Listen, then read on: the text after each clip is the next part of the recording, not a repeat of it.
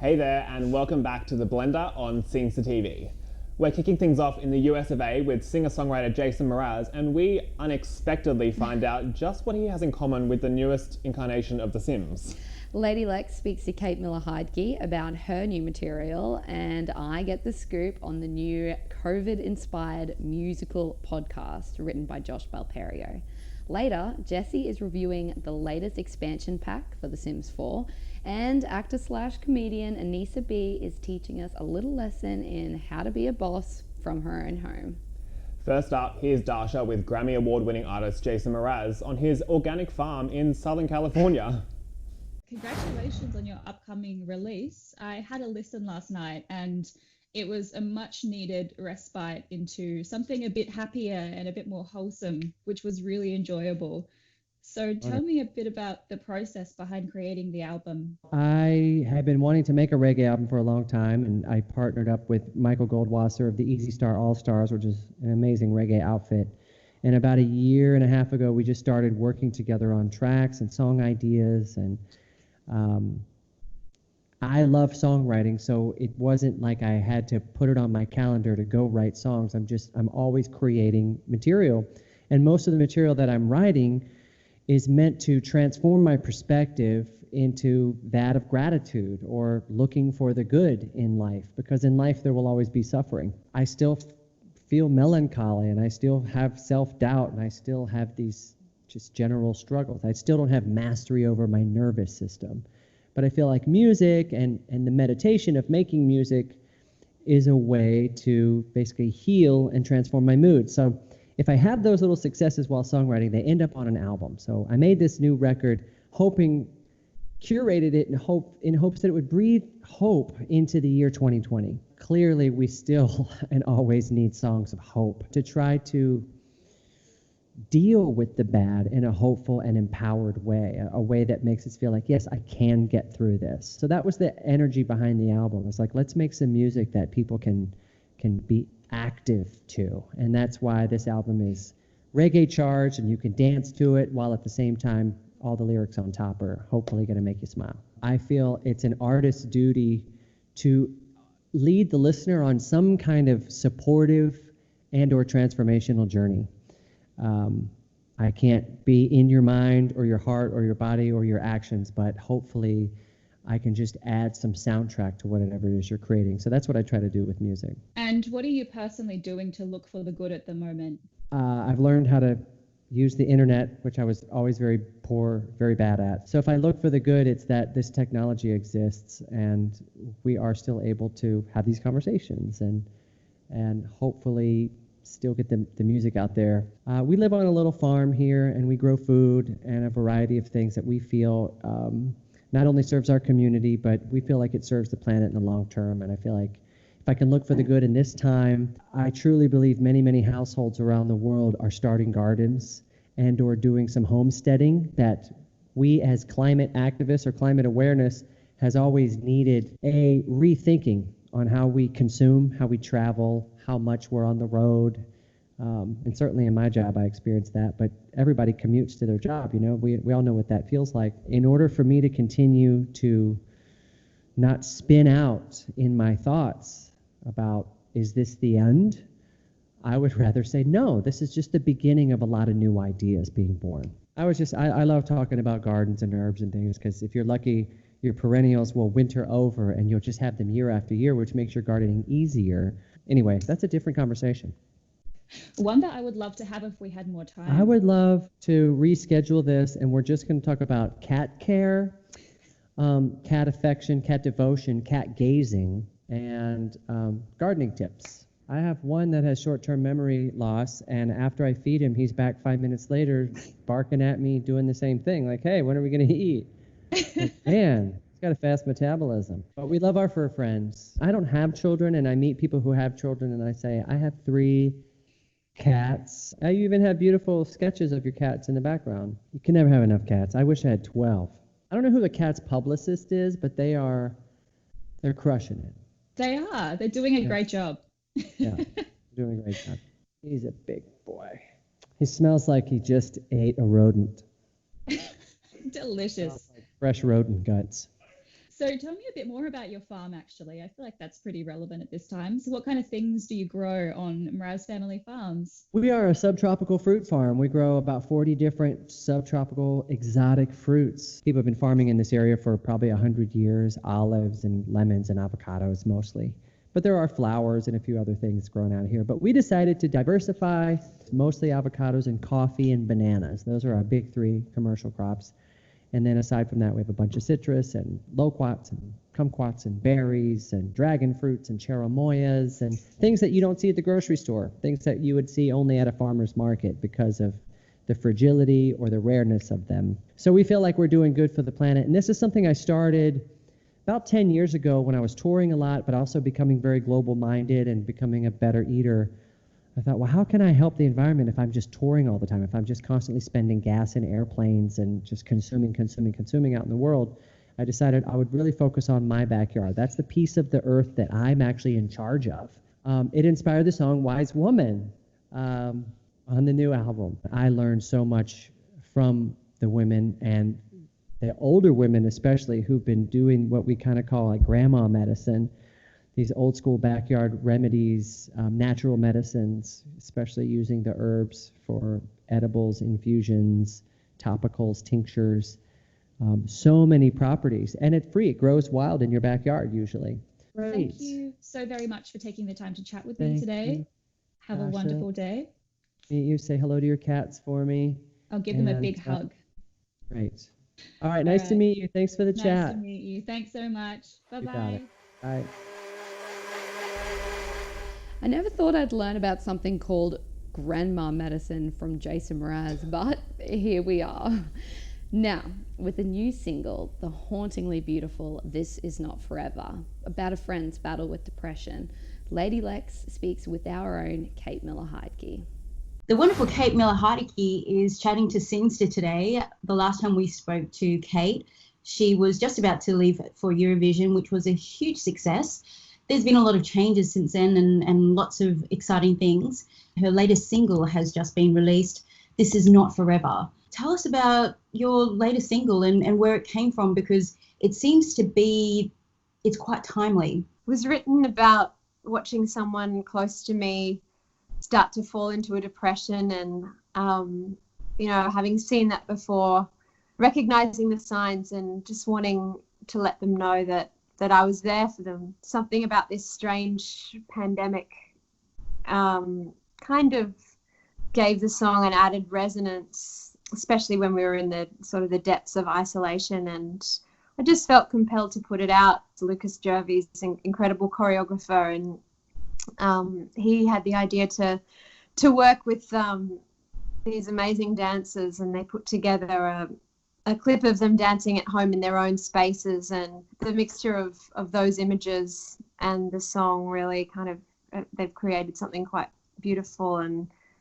strangely moving. I think one thing that's been really highlighted lately is the power of the artist and how important they are to reflect what society is going through. How do you manage to find that message and get it out to the world? Is it fortuitous? Is it something you plan, or is it just something that comes together magically? This whole thing has made me sort of reflect on art more deeply than I had before. I guess a lot of artists are actually not feeling really important at the moment. We're feeling quite kind of ignored.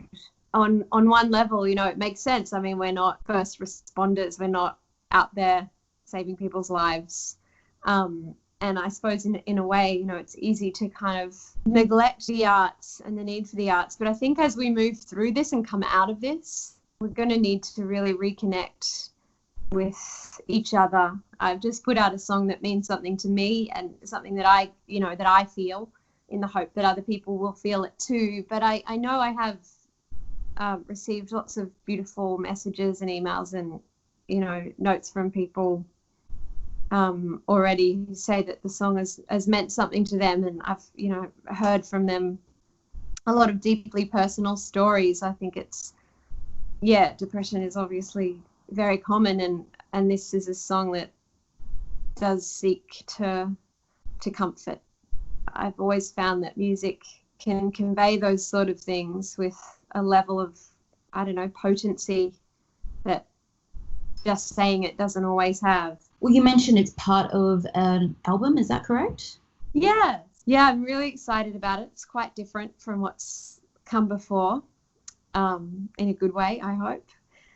And yeah, I'm just listening to final mixes now. It's as yet untitled, but it features a lot of collaborations and a lot of kind of, beautiful, delicate, sparse pop songs. You came from such highs with Eurovision. You've come back into the studio. How did you make that change in mindset to be able to go from an incredible high to then really go deep with your latest album? I really needed to get home and actually focus on, the music and the songwriting and reconnect with sort of why I do what I do beyond all of the crazy roller coaster of getting my hair and makeup done every day. And I really desperately needed to have a real musical experience again in the studio. And that's kind of what happened with my main collaborators on the album were Evan Clark and Hayley Collier. Evan's a Melbourne-based, amazing kind of young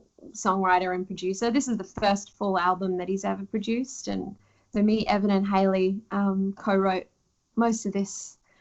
And we did it quite quickly. The album's got a sense of kind of spontaneity and ease. I think it sparkles. I'm really excited about it. Fantastic. Well, Kate, I really appreciate you taking the time out to meet with us today and online. Can I have a look at your earrings? They're so cute.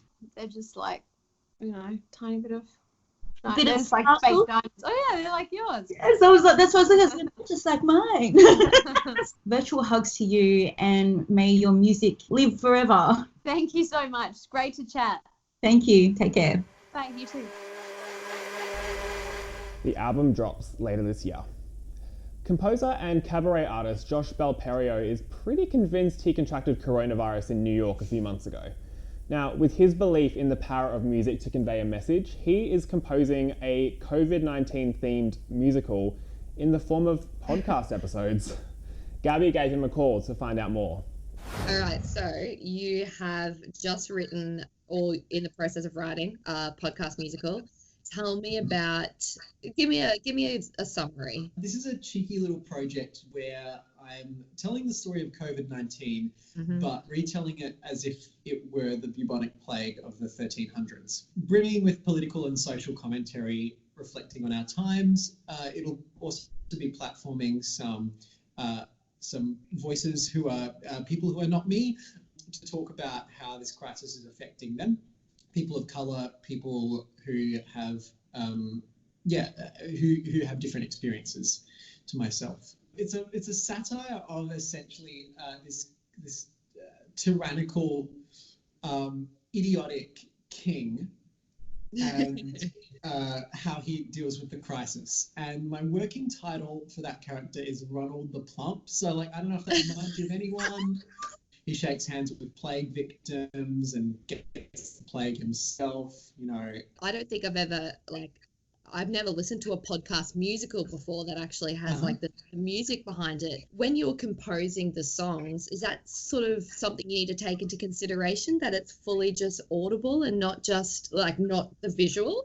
Definitely. There's been a few podcast musicals experimenting with this format, but essentially I'm writing it like it's a radio play. I understand also you've just won a pretty decent grant and an award for one of the songs from the score. So I thought, you know what, I'll just release one of the songs from this show a bit early, just to, put something out there that's relevant to what we're all going through right now. The arrangement and the harmonies and everything I put a fair bit of effort into, but it was mostly how do we get all these people who have never sung together before from far-flung corners of the world to harmonize together and sound really good. And even we had American singers and an Irish singer and a couple of English singers and Australian singers. $3,000 was attached to the People's Choice Award. So that's what motivated me to really go the extra mile with having all these people and all these people singing the song. So I'll be sending a little of the prize money their way to say thank you. I'll be the Adelaide contingent, which is quite significant. We'll be having a little get together, also to celebrate the fact that in Adelaide we can gather in small groups again. I've also released In Time as pay what you want digital download. You can download it there and pay what you want, and I'll be donating all of those proceeds to the family of Yorta mother, grandmother and activist Auntie Tanya Day, who was tragically the victim of police brutality. When's it going to start rolling out? Have you started the recording process yet? So no, I'm really going to take my time with it. But it'll be something that it'll be like 2021 kind of thing. Right now I'm just in the character development episode outline kind of phase of it. You think you might have actually had COVID yourself? I contracted mysterious flu-like symptoms just after getting out of New York, because I went from New York to the UK, and it was a mild case. Like, if it was COVID, it was mild, but I was just very nervous because I'd just come out of New York, the dry cough, I had the tightness in the chest. My boyfriend Lockie and I, we found out that someone who was on our flight on the way back to Australia did turn out to be a positive COVID case. So for me, I was in a place where I couldn't access outside. I couldn't go outside at all.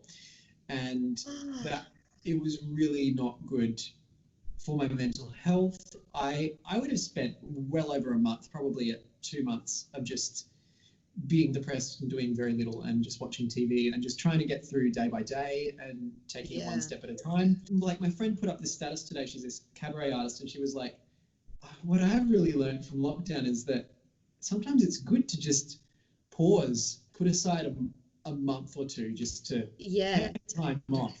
I know. Take a break.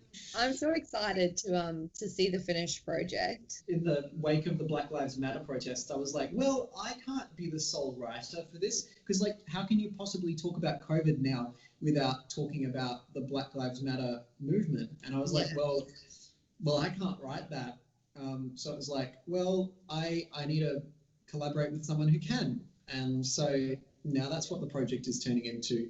Yeah, it's just fun for me to write, to have all this time to write. It's pretty cool. So I guess I'm pretty lucky, and I'm really lucky that I'm not an essential worker and I don't have to put my life at risk at this particular moment in history. So thanks so much, Josh. Hey, thank you so much for talking. So lovely to chat. Hey. Yeah, you too. Bye. Bye. Crazy talented. Can't wait to hear Josh's musical once it's released. Now, The Sims is going green with its new expansion pack, Eco Lifestyle. Jesse fired it up to give us the lowdown. The Sims 4 Eco Lifestyle is a step in the green direction for the franchise, introducing some really welcome gameplay features that could truly encourage players to consider their eco footprint in the real world. Kicking things off, there's a whole bunch of new Creator Sim assets for everyone from elders to toddlers in a few different styles, and 2 new aspirations, Master Maker and Eco Innovator. The brand new world, Evergreen Harbour, features a brand new eco footprint mode. This mode lets you know how green sections of the world are, and let's just say some sections are doing better than others. For now, it's your job to encourage the townies of the neighbourhood to clean up their act and make living here a little more pleasant. Clevite Benu Sublurf. Ways to do this include voting on neighbourhood action plans and community spaces with influence points, dumpster diving for goodies, crafting your own furniture, candles, fizzy juice and more. But don't expect to get it all right on the first try. Flame? Ho!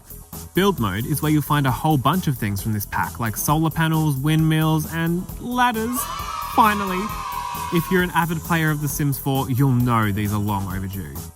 One of the only downsides to this game is that it's actually kind of complex, with different ways of playing resulting in different outcomes for your neighbourhood. And unless you turn on the lessons for this pack, you'll be playing around a bit before you figure out how it all works. The Sims 4 Eco Lifestyle is out now for PC, Mac, PS4 and Xbox One. 4 out of 5 stars. It's really great to see such a mainstream game tapping into something as important as looking after the environment. Now, taking us out today is actor, artist, dancer and comedian Annisa B with her top 5 tips on how to be a boss at home. Hi, I've just pretended to come home. Are you a boss like me at work, but you constantly think to yourself, how can I possibly bring those values home so that the household knows that I'm a boss? So I'm going to give you my top 5 tips on how to be a boss at home.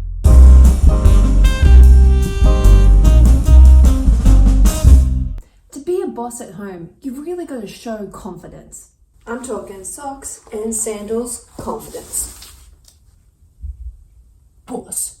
Communication. As we know, communication is key when talking to our colleagues. It's also key when talking to our housemates.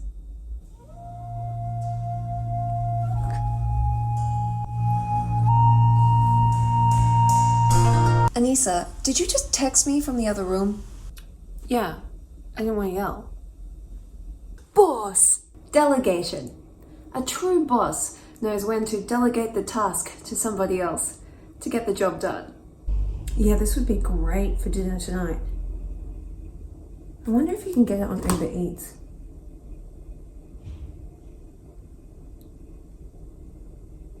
I mean, it kind of looks like it. Boss!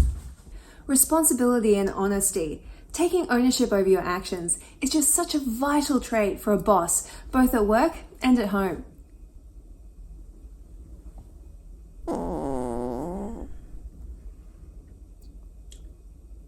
Oh, just so you know, that was me. I take full responsibility and ownership over what you're about to smell.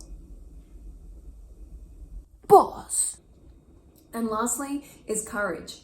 To be a true boss, you have to show both your colleagues at work and your household that you have true courage.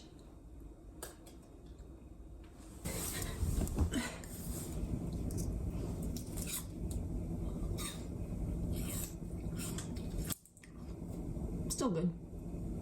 Boss! And there you have it. There's my 5 tips on how to be a boss at home.